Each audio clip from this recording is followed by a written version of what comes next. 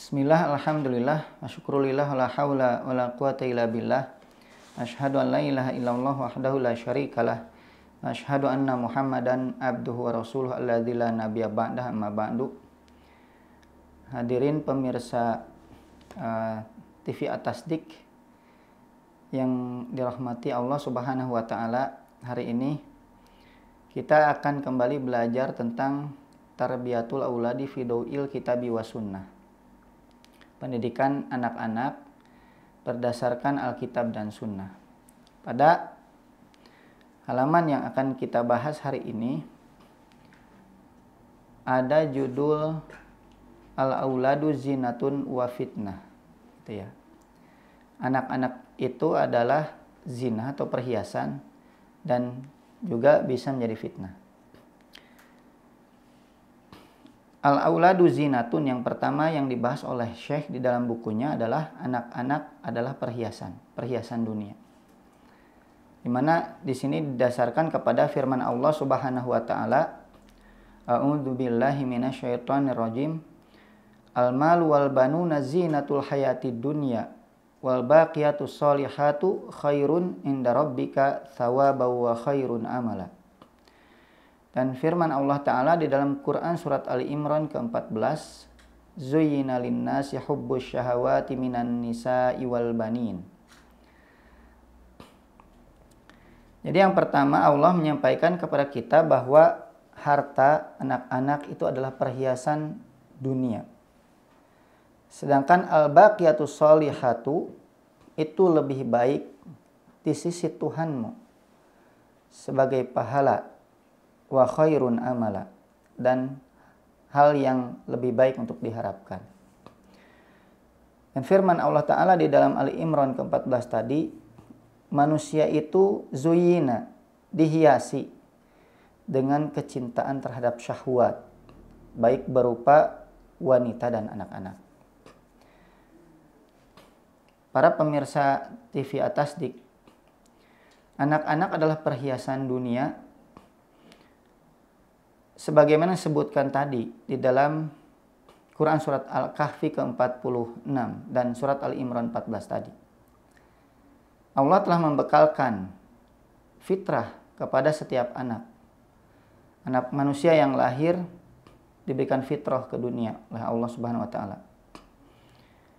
Tapi ada satu pendapat yang mengatakan bahwa anak-anak itu seperti kertas putih.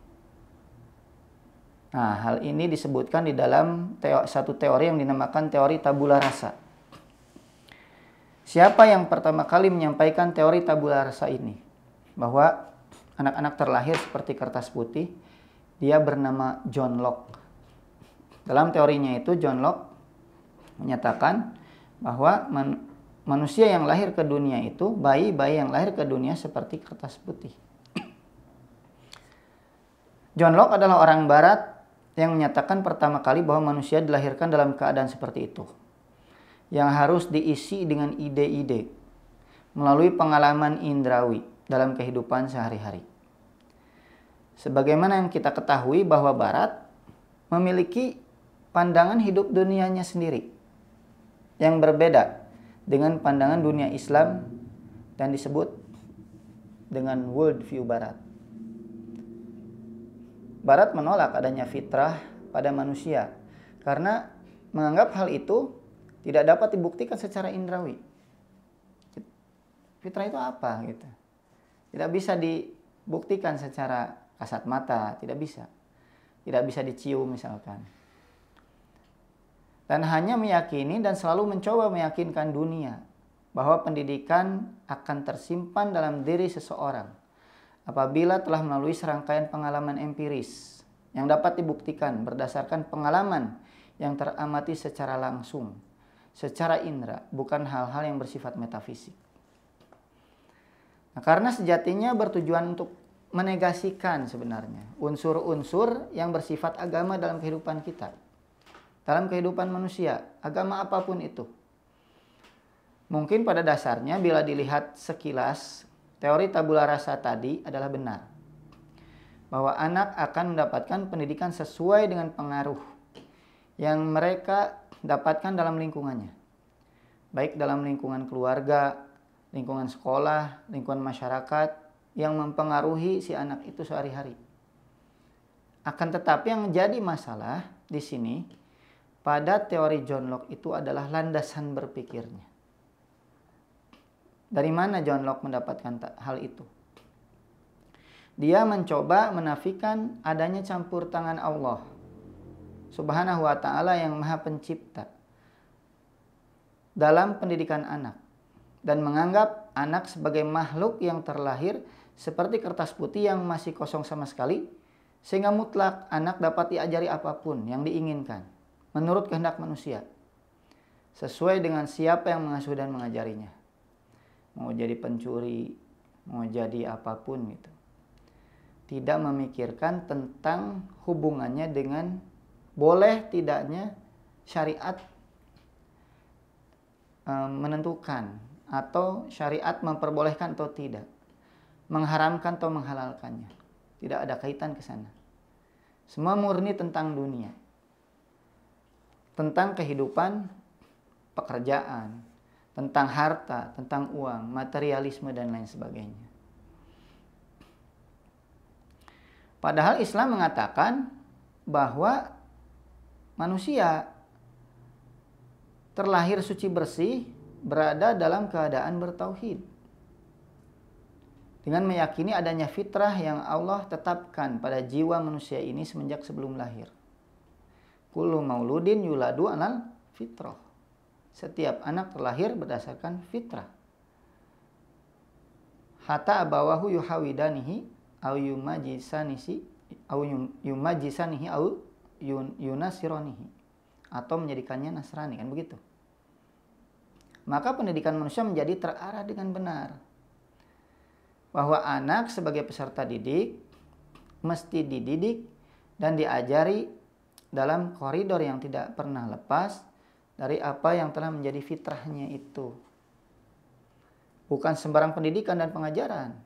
Anak sebagai peserta didik harus diberi keahlian sebagai bekal hidup mereka di dunia. Keahlian apapun, kedokteran, pertanian, dan lain sebagainya. Namun, tetap tidak menyimpang dari koridor pendidikan yang telah ditetapkan dalam ajaran agama.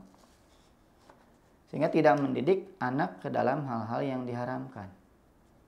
Tidak menjadikan anak memiliki profesi yang diharamkan di dalam agama. Seperti itu. Dengan pendidikan yang benar, orang tua mengarahkan anak-anak mereka menjadi buah hati sebagai perhiasan yang indah dipandang mata. Zinatul hayati dunia. Yang masuk ke dalam baqiyatus solihat yang difirmankan Allah dalam Quran surat Al-Kahfi 46 di atas. Karena telah mengarahkan rasa cintanya itu ke arah yang dikehendaki oleh Allah dan Rasulnya SAW. Para pemirsa TV Atasdik yang dimuliakan Allah, para ulama sependapat bahwa yang dimaksud dengan baqiyatus solihat adalah zikrullah, zikir kepada Allah, sebagaimana disebutkan di dalam satu hadis yang diriwayatkan dari Imam Ahmad, bahwa Imam Ibnu Jarir diberitahukan kepadanya dari Abu Sa'id bahwa Rasulullah pernah bersabda, perbanyaklah kalian membaca al-baqiyatus solihat. Ditanyakan, lalu apakah al-baqiyatus solihat itu ya Rasulullah? Beliau menjawab, yaitu milah. Ditanyakan lagi, lalu apa yang dimaksud dengan milah itu ya Rasulullah? Beliau menjawab, yaitu takbir, tahlil, tasbih, dan alhamdulillah. Serta la haula wala quwata illa billah. Demikian hadis yang diriwayatkan oleh Imam Ahmad. Ali bin Abi Thalhah meriwayatkan dari Ibnu Abbas mengenai firman-Nya, wal baqiyatus solihatu, yang mengatakan ia adalah zikir kepada Allah dengan ucapan la ilaha illallah wallahu akbar, tiada ilah yang hak disembah selain Allah, Allah Maha Besar. Subhanallah, Maha Suci Allah. Alhamdulillah, segala puji bagi Allah. Tabarakallah, Maha Suci Allah, Maha Berkah Allah. La haula wala quwata illa billah, tiada daya dan upaya melainkan hanya pada Allah. Astagfirullah, aku mohon ampunan kepada Allah. Sallallahu ala Rasulillah, semoga Allah melimpahkan kesejahteraan kepada Rasulullah. Termasuk ternyata di dalamnya puasa, sholat, haji, sedekah, membebaskan budak, jihad, silaturahim, dan semua amal perbuatan baik. Semuanya itu adalah al-baqiyatus solihat yang akan mengekalkan pelakunya di surga selama masih ada langit dan bumi. Abdurrahman bin Zaid bin Aslam mengemukakan al-baqiyatus sholihat adalah amal perbuatan solih secara keseluruhan. Maka mendidik anak kepada hak, kepada yang benar, itu bagian dari al-baqiyatus sholihat.